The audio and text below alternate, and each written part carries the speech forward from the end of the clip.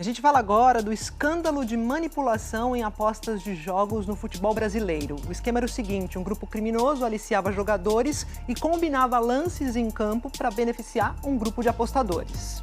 O Fantástico teve acesso a áudios e vídeos da Operação Penalidade Máxima, comandada pelo Ministério Público de Goiás. A reportagem é de Maurício Ferraz e Evandro Siqueira.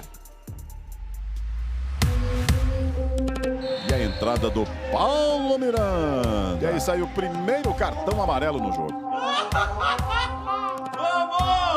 O futebol desperta muitas emoções. E tá saindo o cartão amarelo agora, exatamente para o Moraes Júnior. Moraes, você é brabo, Moraes, você é brabo. Mas esta aqui é movida só pelo dinheiro. Esses são áudios e vídeos que fazem parte da investigação do Ministério Público de Goiás sobre a manipulação de apostas em jogos de futebol no Campeonato Brasileiro das séries A e B de 2022 e também em alguns jogos de estaduais deste ano. Eu tô com contato no Campeonato Mineiro, tô com contato no Campeonato Paranaense, tô com contato no Campeonato Paulista. Segundo os promotores, o grupo investigado era liderado por Bruno Lopes, que se apresenta como empresário de jogadores. Os suspeitos se dividiam em dois núcleos: o dos apostadores, que aliciavam atletas para forçar lances durante os jogos, e ainda faziam as apostas nos sites. Você pode apostar em eventos determinados, em cartões amarelos, cartões vermelhos, número de escanteio, momento que isso acontece na partida, placar parcial, em um volume muito grande de eventos dentro do mesmo jogo.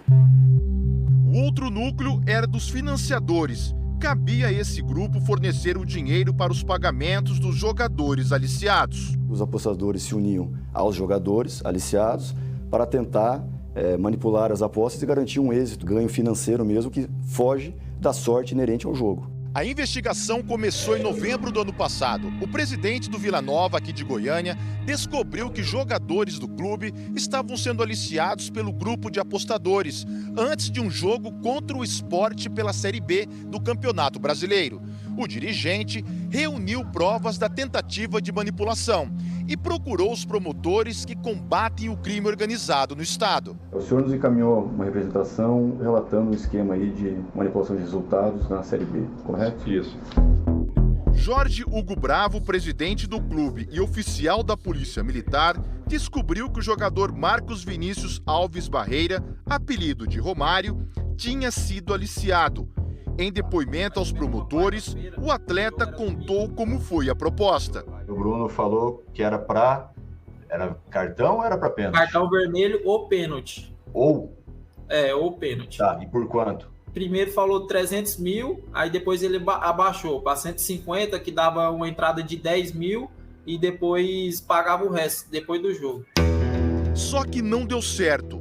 Romário soube que não iria mais participar do jogo. E como já tinha recebido o adiantamento pela fraude, tentou conseguir um outro atleta para assumir o seu lugar na armação. Ninguém anuiu ao intento dele. Ninguém topou. E nós só descobrimos isso porque ninguém topou. A partir desta denúncia, o MP começou a investigar o jogo do Vila Nova e outros dois jogos da mesma rodada da Série B do Campeonato Brasileiro. Em fevereiro, foi realizada a primeira etapa da Operação Penalidade Máxima. Bruno Lopes chegou a ser preso e, no depoimento, reconheceu a combinação para que os jogadores cometessem pênaltis nas 3 partidas e a quadrilha faturasse com as apostas. Foi acertado o quê? Que ele faria o pênalti no primeiro tempo, foi a última rodada do Brasileirão. Você chegou a apostar nos 3? Desde então, eu cheguei a apostar nos 3. Pênalti. Bruno ainda disse quanto gastou com as apostas e com o aliciamento dos jogadores. E se juntar tudo assim, vou dar uns 400 mil. Foram feitas apreensões de celulares de Bruno, de jogadores e outros envolvidos. Conversas entre eles mostraram que o esquema era muito maior. Em apenas uma rodada, o lucro que os apostadores tiveram foi de R$700 mil. Moraes, que a gente viu no início desta reportagem levando um cartão amarelo a mando dos apostadores, descreve como foi o primeiro contato.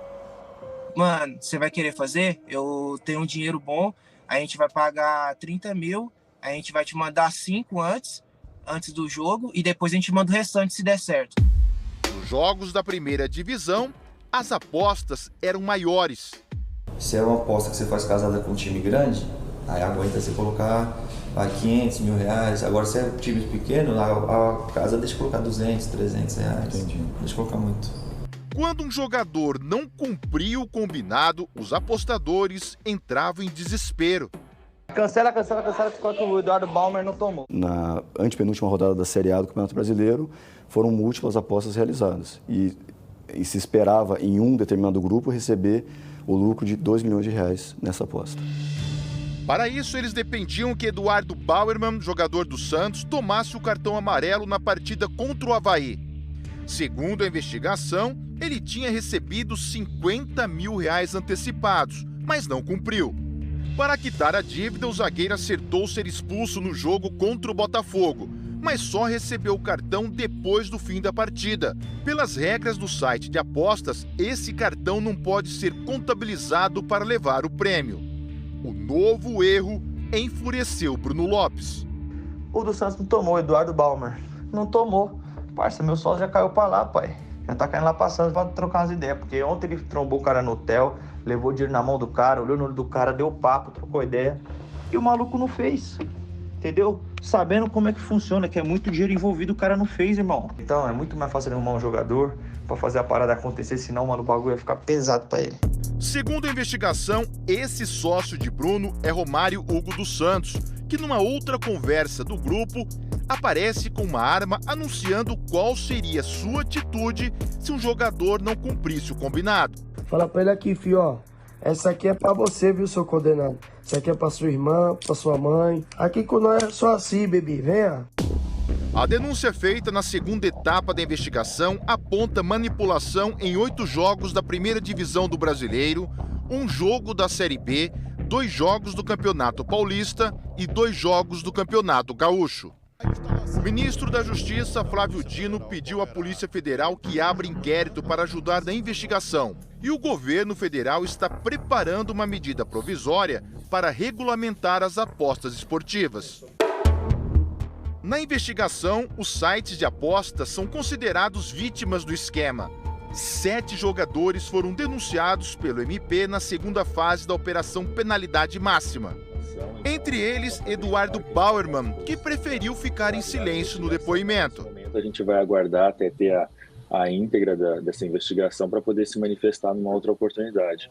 Bruno Lopes, líder do grupo que aliciava e pagava os jogadores, foi preso em casa em São Paulo. Só para fins aqui de ficar registrado, então você vai ser dado cumprimento ao mandado de prisão, que foi expedido em seu desfavor, tá?